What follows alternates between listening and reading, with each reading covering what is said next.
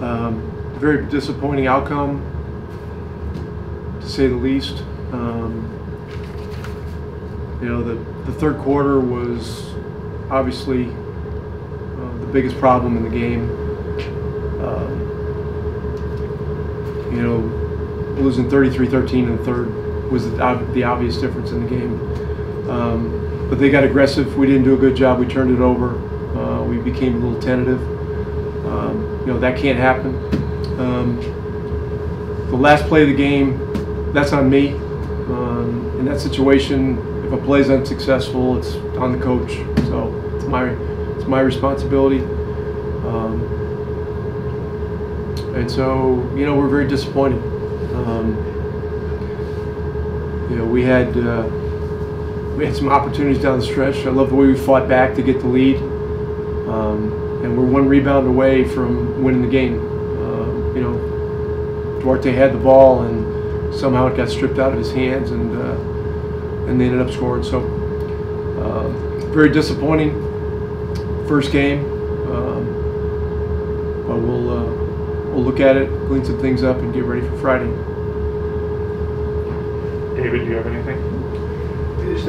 And you probably touched on it. You think the tentativeness in the third quarter was the main feature that allowed Charlotte to get on that spurt? Give them credit. Their aggression, and the building had been pretty dead in the first half. A lot of that was we were playing well, but they got going a little bit. The energy in the building got going, and when that happens, crazy things happen in this league. They banked in 3 threes. And those kinds of things happen when you lose your aggression a little bit. The other team gets some breaks like that. So we just got to play better. We got to be more aggressive for the entire 48 minutes. And it overshadows a lot of good things that we did. It probably gets lost. Chris Duarte didn't look like he'd never played in an NBA game before. Chris Duarte had a really terrific game, and look, he did what we need him to do. That is to be a threat to score. He was solid on defense in a lot of possessions. He wishes he would have come up with that last rebound. I mean, that would have been the game. But for a first night, as a rookie in the NBA, it was an outstanding effort. Okay, on Zoom, Pat Boylan. Rick, runs are obviously going to happen, and you mentioned that you would have liked to see the aggressiveness be a bit better, but bigger picture, why do you feel like you weren't able to get that Charlotte run stopped at a more manageable number? Well, we were low on timeouts. We only had 3 going into the second half.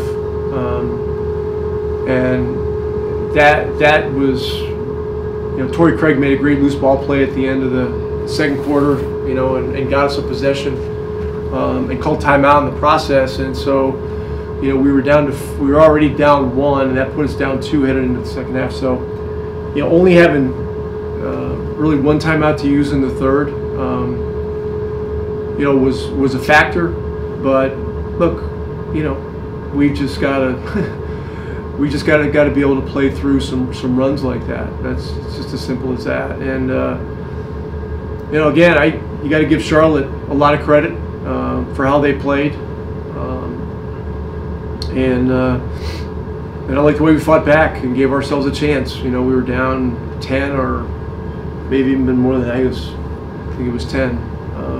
10 in the fourth, came back, took the lead, and gave ourselves a real chance. On Zoom, Greg Doyle. Yeah, Rick, if this is Game 5 and we make playoffs, we'd be looking at it one way. But it's Game 1 of 82, and it's your first look at these guys. I'm just wondering, not to be soft or anything, but does the good outweigh the bad? I mean, did you see enough good to think, okay, I got something here, or are you just stuck in the fact we blew a lead? Yeah, I've said here that we did a lot of good things. We started off the game very well. Miles Turner was amazing defensively in the first half before he got his third foul.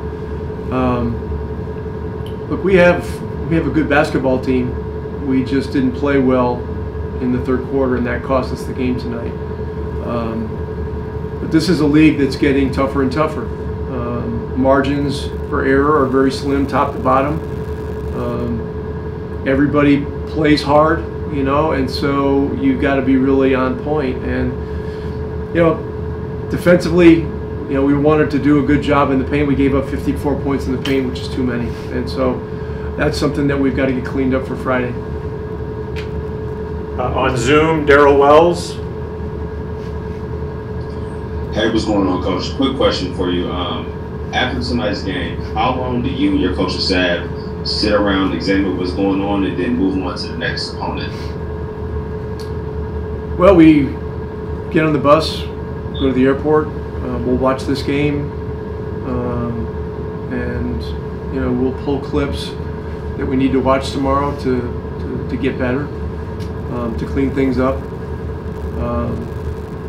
and you know, Washington's playing in Toronto tonight, and so you know, we'll look at that game either later tonight or maybe later on the plane. But you know, we'll be looking at this well into tomorrow for sure.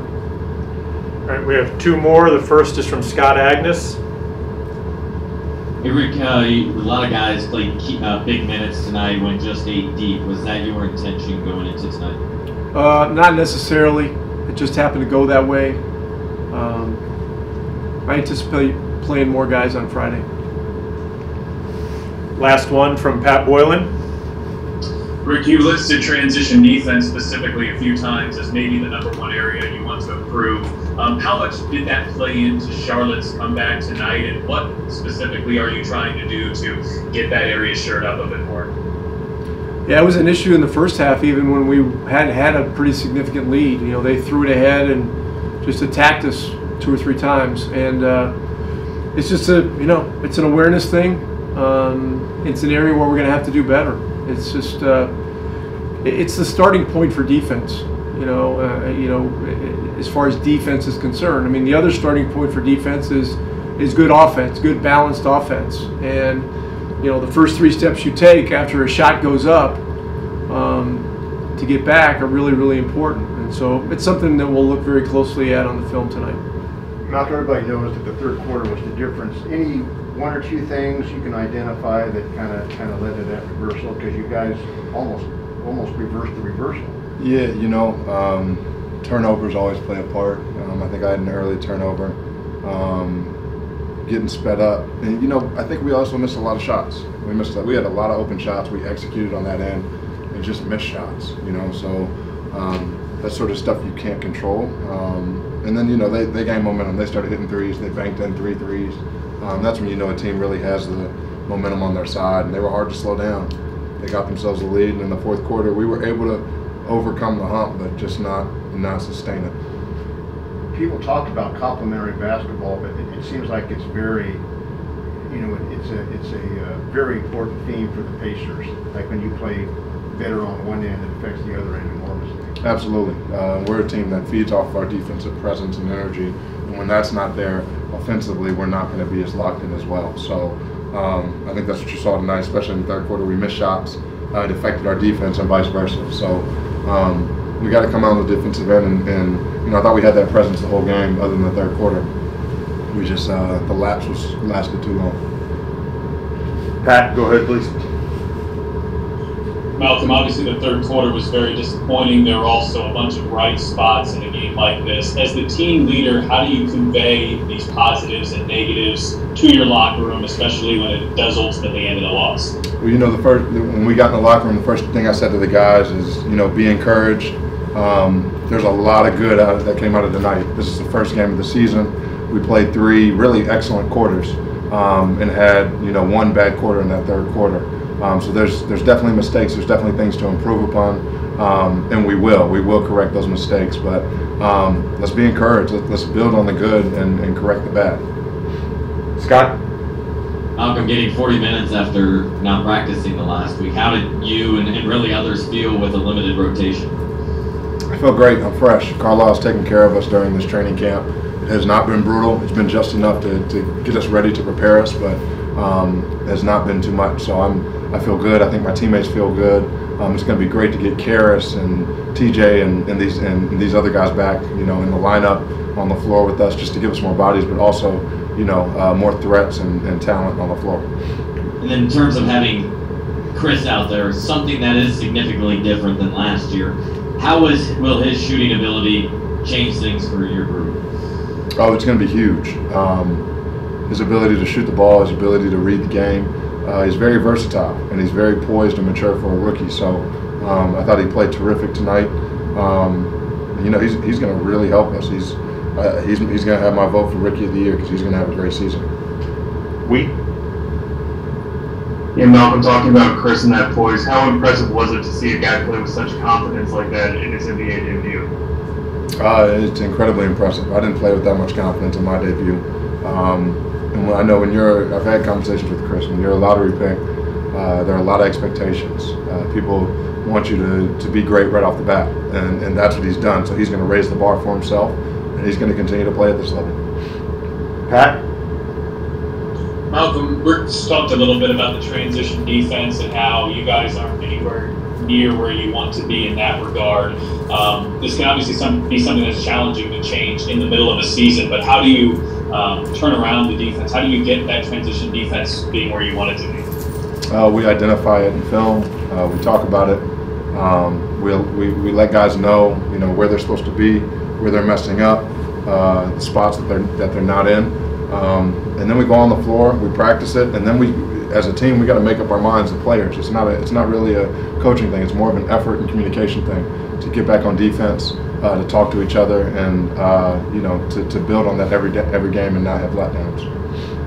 We'll do one more. Tony, go ahead. Malcolm, you've talked about that third quarter stretch, but I'm curious about the ending in the fourth quarter, the last 5 minutes. You guys went back and forth with the Hornets. What did you think of you guys' execution and performance down the stretch of this one?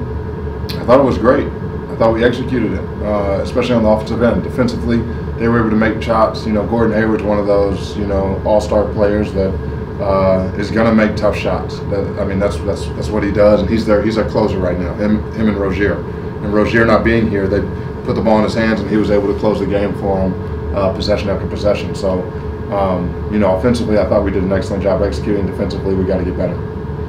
Yeah, Chris, what's your feeling after your first game? I mean, you shot well, but obviously the team was so disappointed. I guess how do you manage those two conflicting emotions, maybe? Well, it's tough. I really wanted to get the W, but things like that happens. And I feel great out there. Never played in front of a crowd like that. It was crazy out there. But that hyped me up. I like that, and that's what I work for. So, first time out there, feel really good playing with my teammates. I think we, like Coach says, we have a good team. We just gotta, keep working, keep getting better, and we will. Did you have to go to the locker room briefly during the game? Did something happen to you? Yeah. When Uber shot the three, I landed on his foot and touched my ankle a little bit, and that's why I went to the back and got it checked out. So, just a little bruise, and came back and did well. Did you have to have it retaped or something? Or? Yeah, I retaped it. Yeah. Pat, go ahead. Chris, I know frustrating to come in a loss, but can you take us through what those first minutes were for you on an NBA floor? You're getting a start in your first ever game in the NBA. It had to be quite thrilling. Like I said, to Davis, it was crazy. I never played in front of a crowd like that, but I felt great. That's what I work for moments like that, and I'm ready. So, I feel good. Disappointed that we didn't get it done, but stuff like that happens. I know that you have a lot of confidence in yourself, but is any of this impressing even you with how quickly you've been able to fit in with this group and how impactful you've been? This is kind of atypical for a rookie.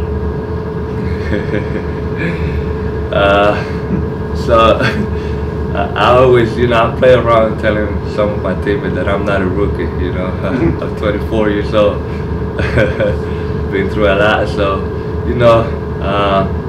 but I'm a rookie, first time in the NBA, it's crazy, so, I don't know. Daryl, go ahead. Hey, what's going on, Kurt? Like you said, first game in the NBA, you get the jitters out. Tell me, how's it for you to be in the fourth quarter in the trenches, post game? Like, where does your mind go to get ready to win this game?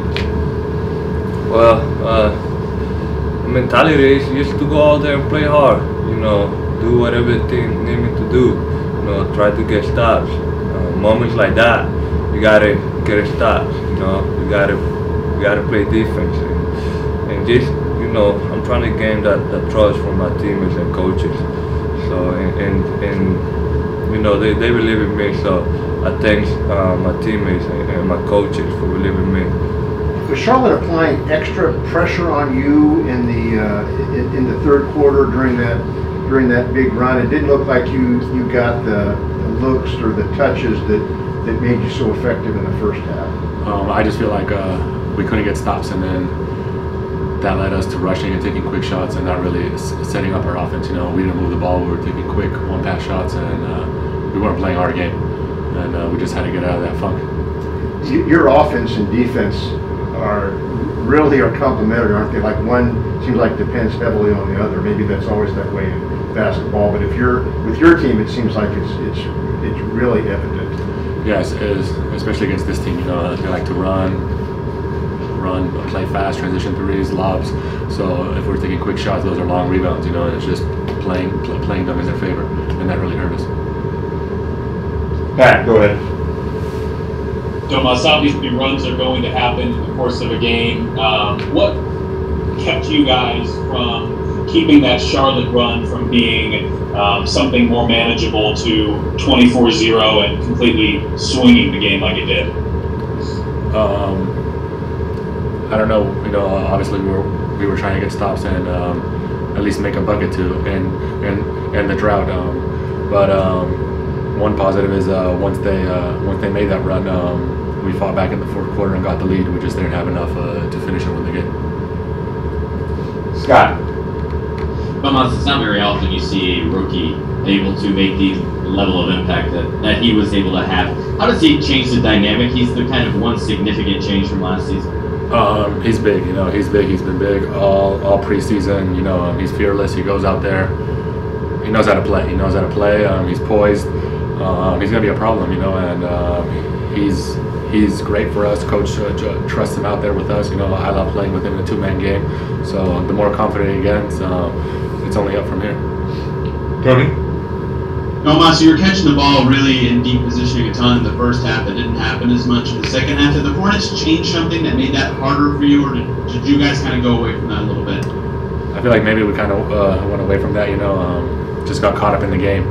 And it's something I got to be more vocal and get the guys looking at it, something that's working, we got to keep going at it no matter who it is on the court, And we're just all disappointed in that third quarter. We feel like we had the game and we let it go. Scott? Gotta ask you, Domas, about your 4 3-pointers. Just a product of work you've been putting in and shooting it confidently? Was that what that was?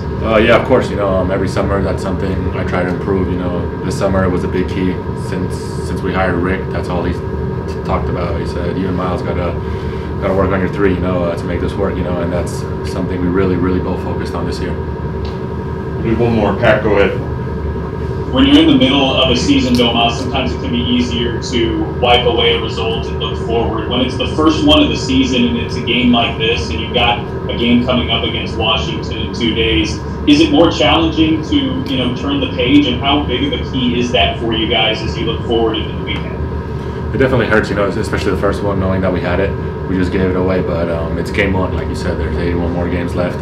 We got to flip the page, take all the positives, improve on all the stuff we didn't do right, and we got another big game coming up, you know. And every game's gonna be like this, you know. We're gonna have to fight all the way through. Could you describe the last play? It looked like you got a kind of a contested look, not too far from the. Yeah, you know, we ran the play, you know. They did a good defense. They knew it was coming, and I just tried to get the best look I could get out there for the team.